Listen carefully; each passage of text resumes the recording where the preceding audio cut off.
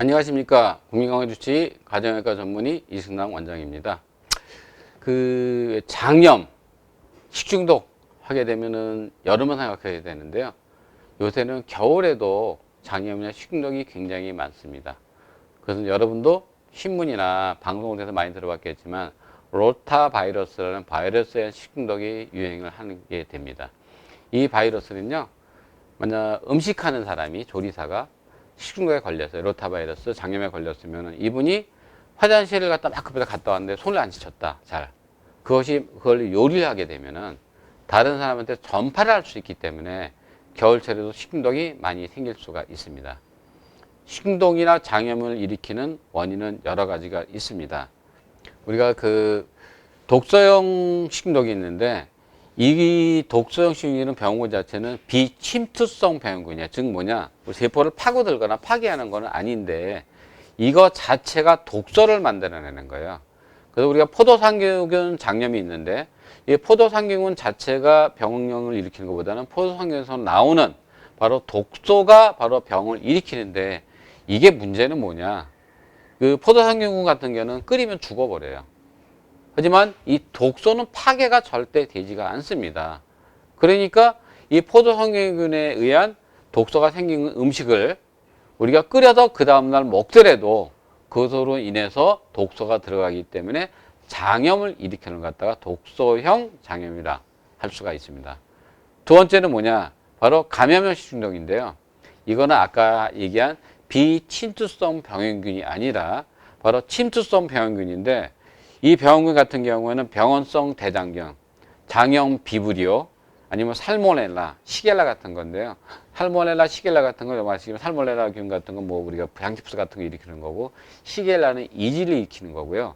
그다음에 장염 비브리오균은 여름철에 많이 아는 바로 비브리오 콜레라균이거든요. 폐혈증이 일으키는 거, 비브리오 헤몰리크스 같은 거 이런 것들 경우가 바로 침수성인데 이것들은 병원이 직접 세포막에 침투해서 장염을 일으키는 것 같다 얘기하겠습니다. 세 번째는 자연독 식중독인데요. 바로 독버섯이라든지 보고독인데요. 버섯을 갖다가 식용인지를 모르고 그냥 끓여 먹었을 경우에는 바로 그 독버섯이 오는 거고요. 작년에도 몇 명 돌아가신 분이 있지만 바로 보고를 잘못해다 보고 내장에 의해 돌아가는 바로 그걸 갖다가 자연독 식중독이라고 할 수 있습니다.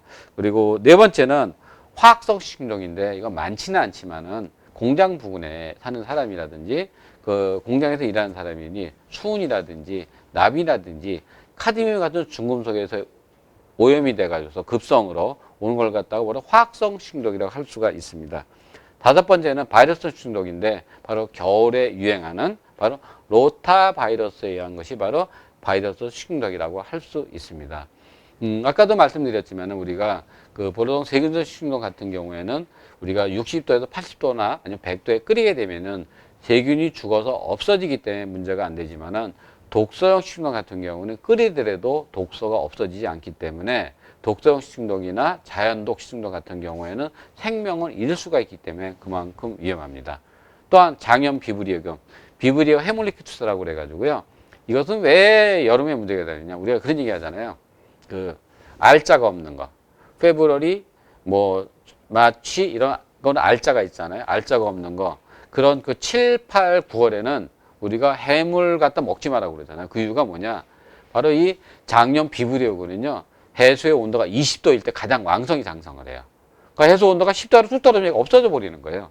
그러니까 안 하는데 해수 온도가 20도가 되는 여름철이 되게 되면 얘가 바로 굉장히 왕성히 자라기 때문에 특히 우리가 폐류. 폐류가 왜 더 무섭냐? 폐류 같은 경우는 이렇게 뚜껑이 있잖아요. 조개 같은 딱 닫혀 있으니까 얘를 막 끓여도 이 균이 안 죽어요.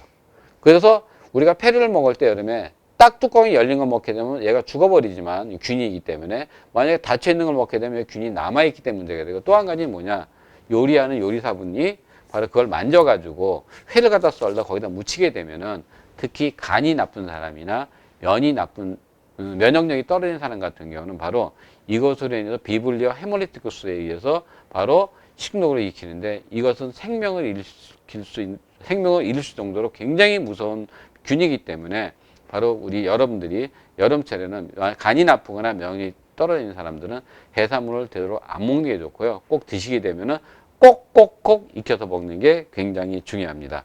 그리고 병원성 대장균 중에서 가장 무서운 거 뭐냐면은 대장균 0157인데 이거는 대변을 보게 되면 피가 나옵니다.